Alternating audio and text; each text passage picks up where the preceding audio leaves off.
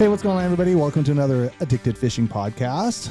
Got kind of a special one here today because we can call him a repeat guest now, but we have Captain Wickersham from the WDFW Enforcement Division. I guess that's probably the appropriate way to call it. Enforcement program. It all works. Enforcement program. Fair enough. And we've got him in. He's going to give you guys some updates, and we're going to kind of chop it up a little bit on some kind of goings-ons with what's happening in Washington State right now. I guess. Well, thanks for having me in here tonight, and let's do this. Yeah, it's always a fun opportunity, guys. If you guys listen to the podcast, this kind of coincides with our live feed that we do, where we actually get to answer a lot of your guys' questions. And we always get some good stories and some other stuff involved. But there are some new and exciting things coming to the WFW. Maybe not so much. I guess it kind of comes from the fish program division, but you guys are enforcing it, and that's the new mobile licensing.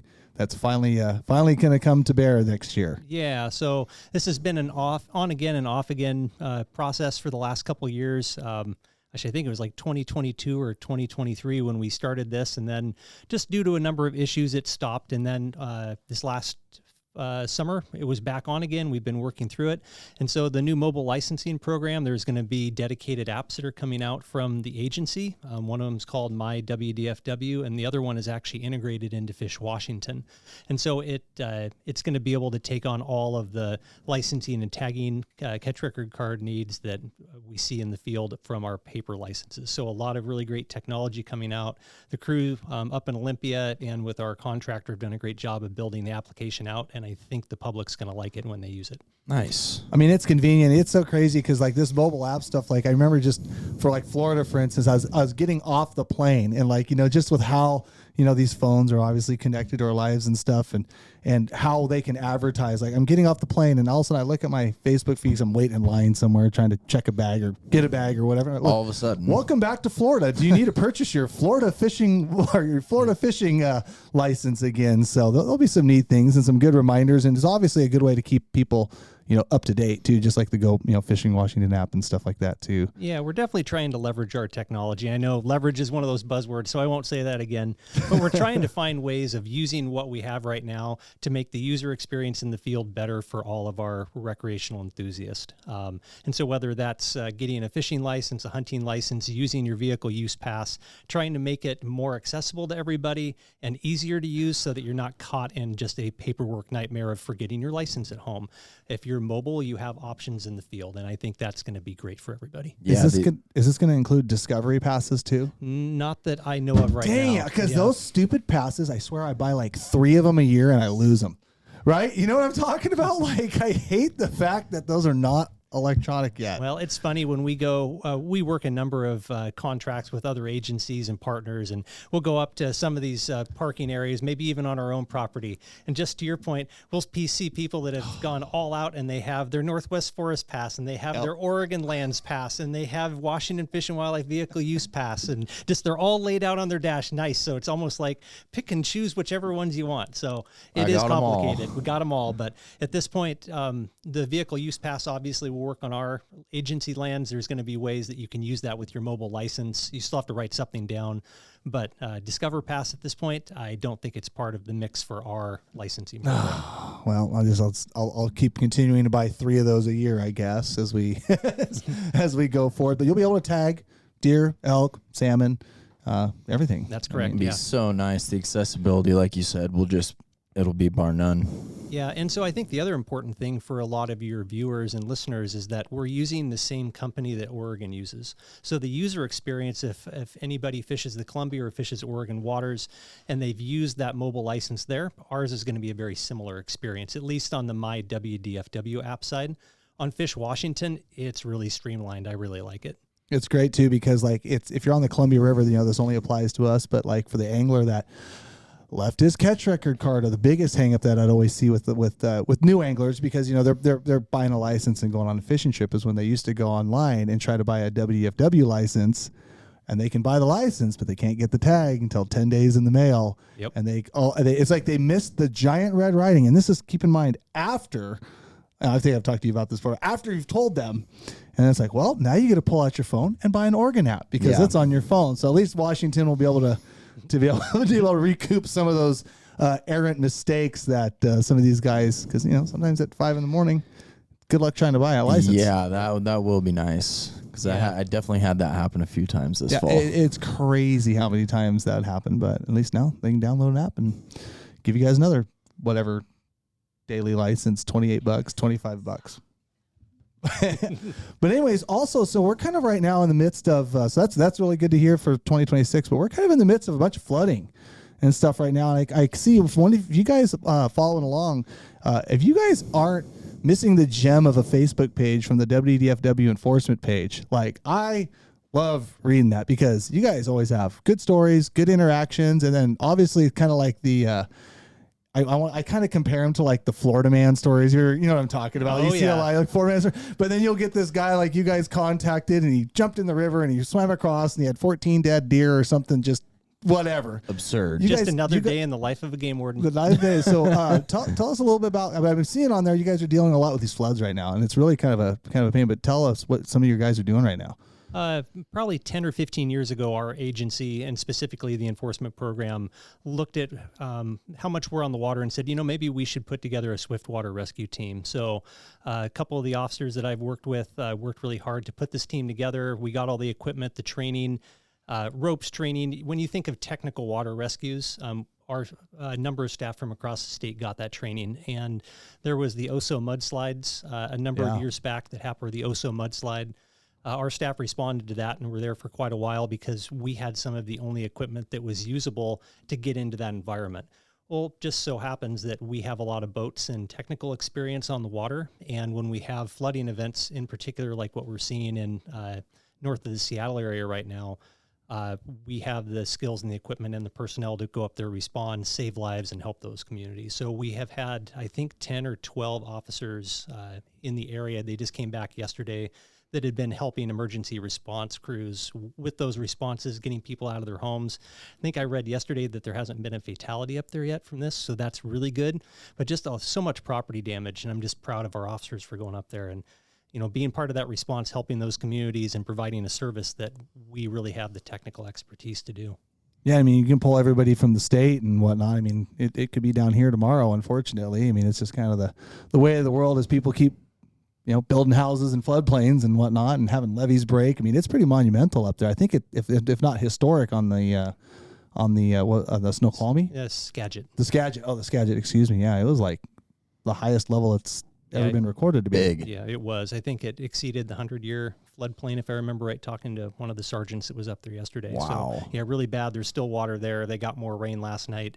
Not to mention what we've got coming down here in the Southwest Washington, North Oregon area here in the next couple days. So, stay tuned, but we're ready to go, and we've got staff that are out there that can do that work, and it's good to be able to help out. Yeah, they said it was going to be a wet and wild winter. It's sure kind of already living up to its name. Yep. Wet and very warm. Very warm. Not a whole lot locking up in the mountains. Yeah, I would like to go skiing at some point, so hopefully we see I know, some right? stuff. Me too. Yeah, I know. I called him up a couple days. I'm like, how's all this? I knew it wasn't doing worth it. How's all this rain doing for you? He's like, what are you doing? He's like, nothing. Yeah. Nothing at all. I called him this afternoon. He was painting his bathroom. That's not Casey in the wintertime. No, not at all. He's usually always bored. And so going back to that Facebook page, we always see some gems on there. We always see some funny stuff. And you've been an officer captain for how many years now? Yeah, so I hired on in 2003, worked down at the coast, worked offshore, done pretty much everything. I was an instructor, a sergeant, a field training officer. So a lot of experience around the state and working with a lot of our officers doing all kinds of different kinds of work. And you see some interesting things from time to time. Give us one of your most ridiculous stories. Well, just because I'm going to curtail this into something else, but I want to hear it. Well, so we just got body cameras last year. So in September, if any of you have been contacted by our officers in the last year, you've probably heard us or seen us say, hey, just so you know, this conversation's being recorded on a body camera, something like that. Last year, we knew that we were going to get these out there, and we knew at some point we would do a social media post with something we got from our body cameras. And what didn't take very long, I actually think there were competitions from the officers to see who could get the first traffic stop after they were issued, just to see who could get the first body-worn camera video, right? So that stuff was going on. But one night, one of my officers up in Lewis County went down to a hatchery because we'd had reports of people breaking in at night and taking fish out of the holding ponds. And so this happened to be the first body-worn camera video that we released, and the officer found some people that had come down with nets or fishing poles. I can't remember all the details right now, but they actually got into the hatchery and were trying to steal fish. He jumped out on them and got into a foot pursuit with them and got one of them. The other ones took off into a vehicle.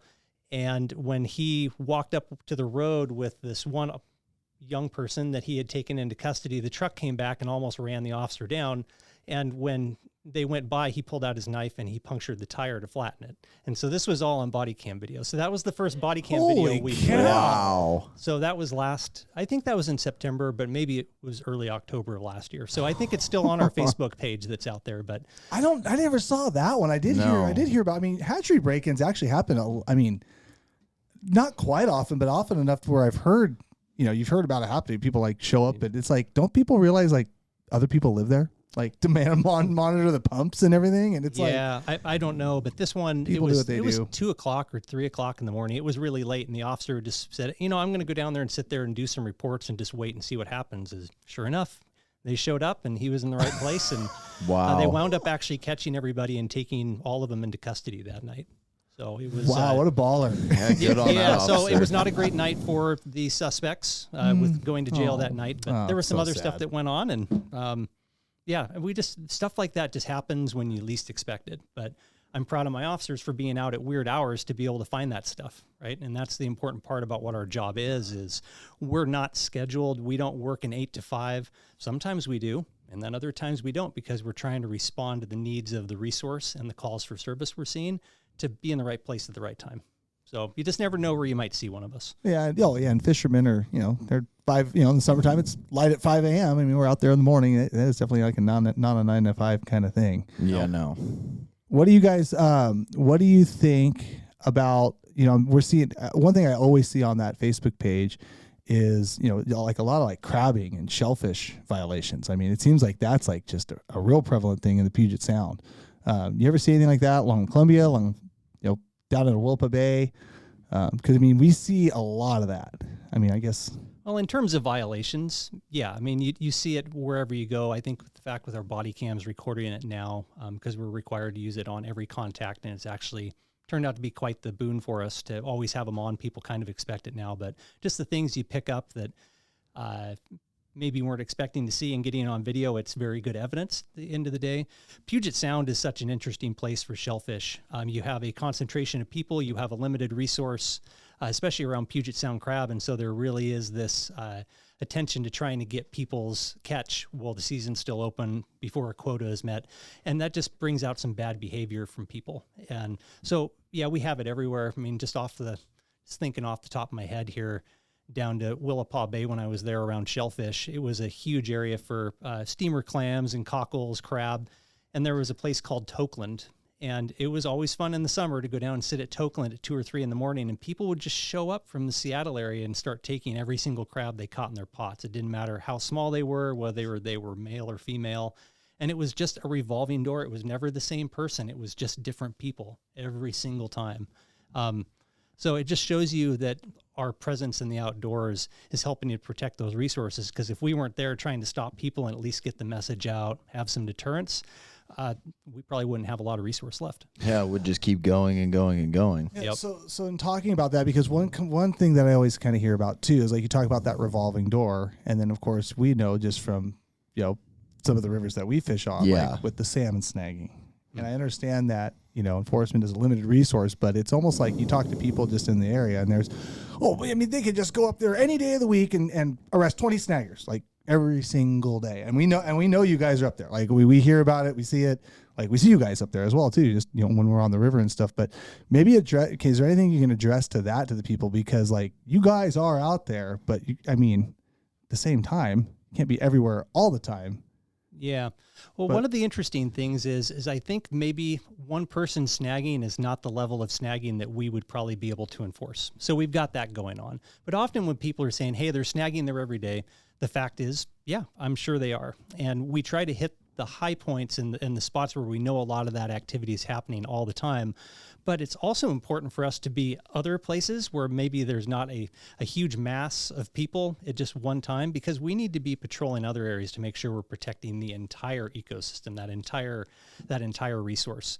But Lewis River Hatchery, for example. Thank you. It doesn't matter if you're on the Cowlitz side or the Clark side. Yeah. It really is a revolving door of people that come through there, both during legal hours and during not lawful hours. And there's no rhyme or reason to it. It's just some days there will be a ton of people there and it'll just be violation after violation. Other days it's pretty tame and we don't have anything. And then all of a sudden it's like a switch flips. And all of a sudden everybody is snagging, and like legitimately. I would sometimes call it the golden hour or the witching hour, where it's that twilight time. It's about 30 minutes before closing hours, and all of a sudden you're sitting in the brush and you hear whoosh, and then you see people kind of looking back and forth at one another, and then you hear another whoosh, and nothing like happens. And groupthink. it really is groupthink. It's like, okay, so one person did it. Yeah. They So didn't now get I caught. can do it. Another person did it. So now you start hearing whoosh, whoosh, Oh, free for all. and it's free for all, and everybody's doing it before, and you can't get everybody. And that's the other fun part. Okay, it is kind of funny. We'll walk down to contact a lot of these individuals, and as soon as we get down there, it doesn't matter if they're legal fishing, if they were unlawful, the people around them, all of a sudden everybody's clears out. They're just gone. They leave. It's like we stepped in something and they're gone. And it's just, I don't know, we see it across the state. It's not just related to fishing. You see it with even razor clamming down at the beach. You'll walk out to contact somebody, and where there was 100 people, now you've got an exclusion zone of 100 yards from you, where nobody is around you except for you and the violator you're with, and they're all avoiding you. And there's no reason for it. It's like, hey, there's a show right there. Hey, there's fish There's lots rising of right clams there. here. Where are you guys at? Yeah. So us humans, we're really interesting beings, and so you never know what people have going through their minds. But yeah, the snagging issues on our local rivers, it's there. We've changed some laws in the last couple of years to better address it and find some ways where we can address it through civil infractions and maybe some deterrence that way, where we don't have to jump into the true criminal court system and issue a misdemeanor ticket. So they're a little more, they're kind of expensive, but the courts just don't have the capacity to take on the workload we could throw at them if it was all misdemeanors. I've told people that. I go, it's kind of a shame because, I believe, if you don't have snagging in prevalent areas, then you actually will have, legitimate fishing and opportunity for other anglers. So that's why I kind of have a big gripe when it comes to snagging, because I think the snaggers will kind of inundate areas and force legal anglers kind of out, or at least make it not conducive or not productive For sure. for them to do. And so people, they're always up there and saying, I've heard that where if you could go there and write 500 tickets, but if you plug them into the court system, and this is not a free for all, or telling people to go snagging, you're going to get away with it, because you're not. No. But at the end of the day, I've also heard that guys will literally get a $500 ticket and then be right back down there the next day. It has happened more than we'd like to talk about, I think. Yeah. But what we're looking for is that change in behavior. And I will say that people that maybe decide to test their luck and they get caught, and that's the one time we get them, and then they are fishing legitimately from then on. Okay, fine. People make mistakes, sometimes intentional ones. That's fine. The repeat violators are where it's really difficult for us to engage, because what is that incentive that's there, and what do we need to do in terms of deterrence to stop them from doing that? I don't know. I mean, we've got people that are revoked that are still going out and fishing.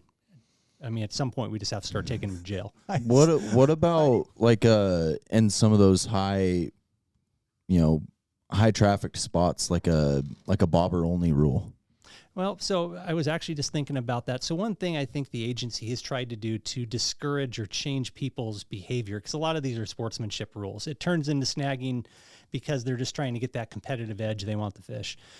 We have historically used gear rules to try to change people's behavior, but all we see is people adapt to the gear rule, and now they're snagging or unlawfully fishing in a different way. Right. And, one thing that I think a lot of people see is the 8-foot leader on the Washougal.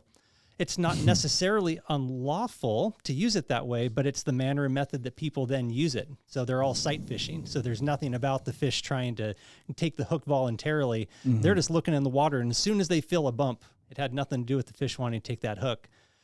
They're giving it a jerk. over time, what we're doing is we're sitting in the brush, we're watching that, we're making observations. And it's like, all right, everybody else is fishing legitimately. One person had a bite, they're doing their drifts and they're done. This one person acted like a robot, and every single cast, they got to this one spot and they jerk it. And then they look around left to right and then they reel in their gear. I can't tell you how many reports like that we've written. So here's a question. How do you attack, or not attack, but how do you approach like a group setting like that? If you notice multiple people out of a big group of people doing that, how do you go about that? Well, it depends on the area. I think it depends on the time of day. But if there is a large group of people that are all keeping unlawful fish, maybe they retain foul hook fish, we'll just go down and pull everybody aside, and one officer will just grab their information. Typically, we like to have a couple officers at these high participation areas, just in case it's an officer safety thing. It's presence. It helps us maybe distribute the work so that not just one person is having to contact a throng of people. But it just kind of depends on every contact in the area. Stuff after dark, we're pretty much, you can almost rest assured we've always got a second officer there someplace, just because that's when the dark is when it gets really dangerous. Yeah, it's a safety thing for sure. Absolutely.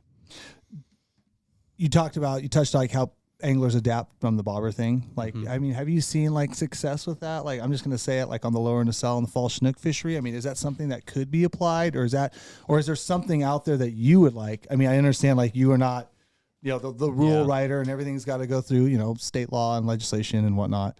But is there any like rules out there that you would see just from your experience as a deterrent that could change it? Just, I mean, this is like your own personal opinion. This isn't like not really, because working down at the coast, we had the stationary gear restriction. I think we had some type of bobber restriction when I was there. Yeah. Here on the Columbia, in this area, you have anti-snag rules, and they're all different, but they're all trying to achieve that same piece of not allowing people an opportunity to foul hook a fish. And the anti-snag rule, it works great, but what is jigging? So if you are standing on the bank, the anti-snag rule can apply, but you can still use a jig backwards. So what we see is people using a jig that's got a single point hook on it. It sinks in fresh water. They're an anti-snag area.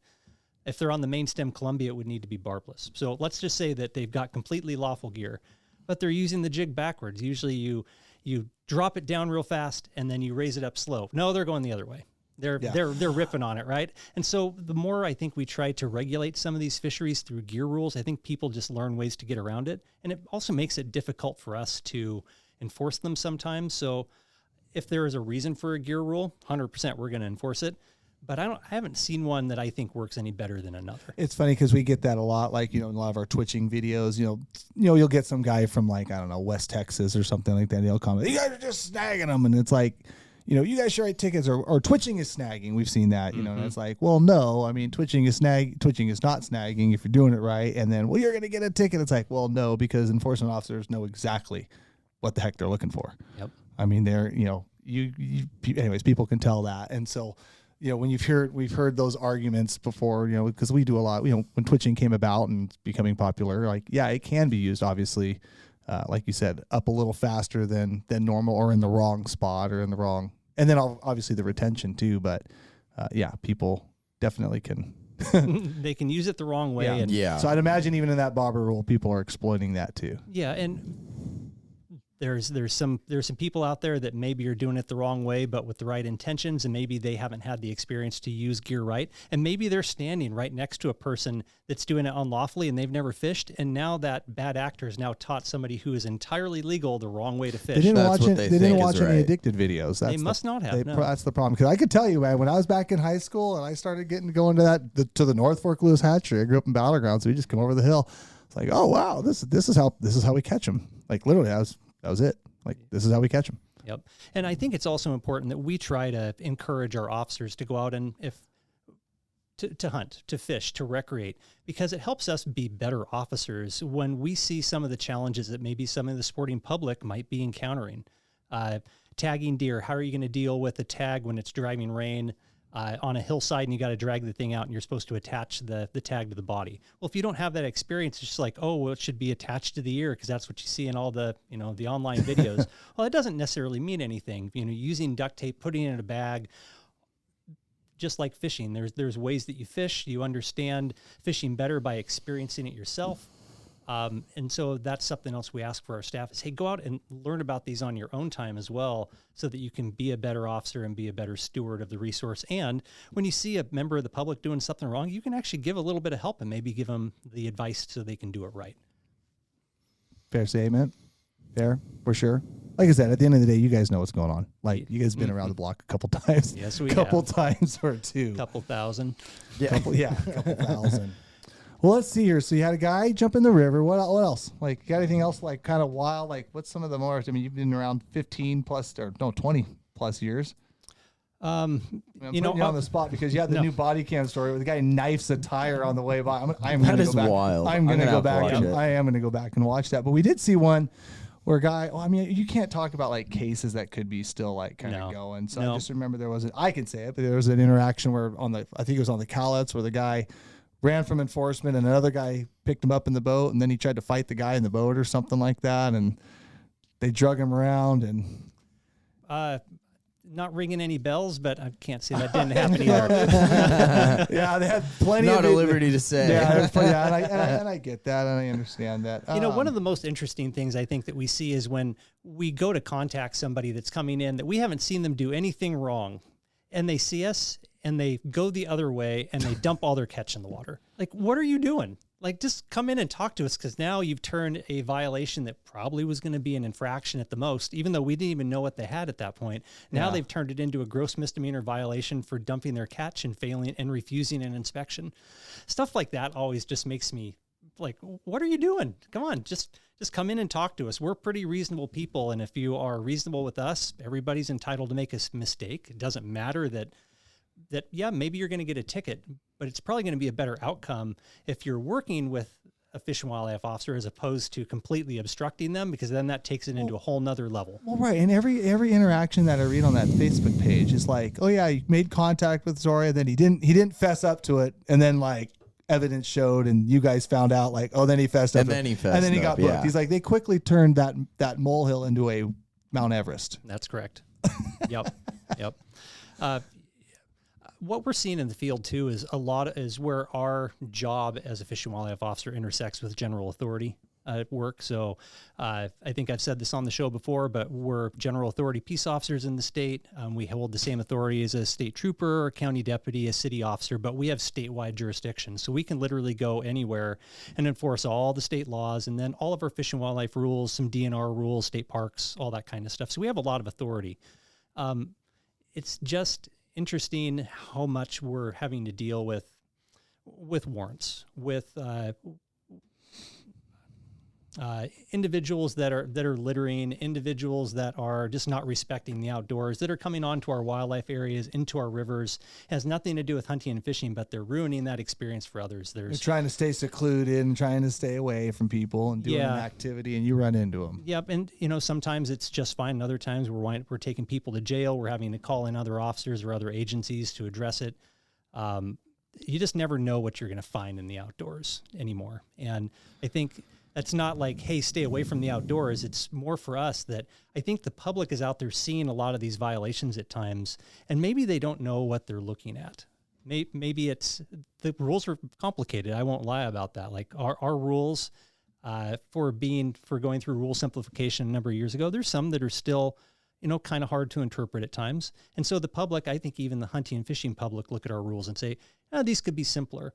Well, imagine what that looks like to a person that's never hunted and fished and sees somebody that's maybe violating our hunting and fishing rules or is violating some other general authority rule or violation, and they don't know what to do with that. And I guess my request for anybody that's listening to this is be an advocate. Tell people that if they see something that's wrong, report it. We're happy to deal with that, to work through it and see if there's something there. But we can't protect our resources. We can't protect the outdoors if people aren't giving us info and telling us where to be to find these problems. So, well, at the end of the day, we want these guys off. We want these guys not being a problem on the rivers, because we all want to enjoy it. We all want to bring clients to it. We all want to go bring our kids to it, and we don't like the riffraff. I mean, there's a couple places. My son, he's getting to that age where he wants to go and do a little fishing and doing stuff on his own, and there's places I just won't let him go, and it's not because of there's those chances of running into those guys, but hopefully we just get less and less of them out there. Yep. Awesome.